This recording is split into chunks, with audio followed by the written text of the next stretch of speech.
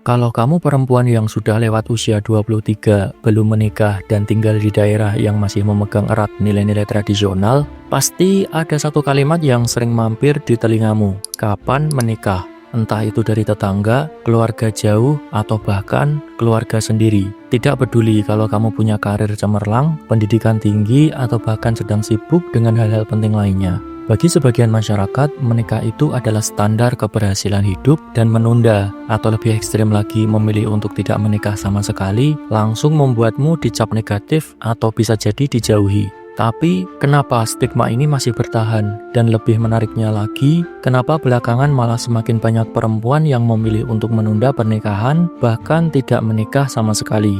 Apakah ini bentuk perlawanan terhadap stigma masyarakat bahwa perempuan harus menikah cepat, atau ada alasan lain yang bisa diselami? Masyarakat tradisional, terutama di Indonesia, punya konstruksi sosial yang kuat soal peran perempuan. Perempuan ideal adalah dia yang menikah di usia muda, melahirkan anak, dan menjadi ibu rumah tangga yang baik. Hal ini berakar dari struktur patriarki yang sudah mengakar sejak lama. Sebagaimana definisi umum yang dipahami bahwa patriarki adalah sistem sosial di mana laki-laki memegang kekuasaan dominan dan perempuan ditempatkan pada peran subordinat. Di dalam sistem ini, menikah adalah bentuk kewajiban sosial bagi perempuan. Bagi masyarakat tradisional, menikah telat dianggap tidak baik karena bertentangan dengan harapan sosial tadi. Ketika perempuan menunda pernikahan, mereka dianggap egois karena tidak menjalankan tugas utama sebagai perempuan. Bahkan, alasan biologis sering digunakan untuk menekan perempuan agar menikah lebih cepat. Seperti klaim soal usia subur, menikah muda lebih banyak punya anak, dan lain sebagainya. Namun, di balik semua tekanan ini, timbul masalah yang kontraproduktif dengan stigma masyarakat tadi, bahwa generasi muda sekarang semakin sadar bahwa hidup bukan cuma soal menikah. Mereka melihat bahwa pernikahan muda tidak selalu berujung bahagia, dan bahwa tekanan untuk menikah sebenarnya seringkali lebih banyak hanya memuaskan ego kolektif masyarakat daripada individu itu sendiri. Anggayu kesang bebrayang agung. Pertama-tama, mari kita luruskan satu hal, menikah itu bukan perlombaan. Menunda pernikahan tidak membuat seseorang otomatis gagal dalam hidup. Faktanya, usia mempengaruhi stabilitas pernikahan. Stabilitas pernikahan berkorelasi dengan seberapa siap individu tersebut untuk melangsungkan pernikahan. Semakin bertambahnya usia, semakin siap seorang individu dalam pernikahan, dan semakin stabil pernikahan mereka. Jadi, bukankah menunda pernikahan hingga usia matang justru bisa menjadi pilihan yang bijak? Namun, masyarakat tradisional seringkali tidak melihat ini. Mereka lebih fokus pada norma daripada kebahagiaan individu. Di beberapa daerah, perempuan yang menikah telat bahkan dianggap sebagai beban keluarga. Konsep seperti ini sering membuat perempuan terburu-buru menikah hanya demi menghindari stigma. Meskipun mungkin mereka belum siap secara emosional atau bagi pria belum siap secara finansial. Kritik tajam terhadap norma ini seringkali mengarah pada sistem patriarki. Sistem ini memastikan bahwa perempuan tetap terjebak dalam lingkaran domestik sehingga mereka tidak punya banyak waktu untuk mengejar karir atau pendidikan lebih tinggi.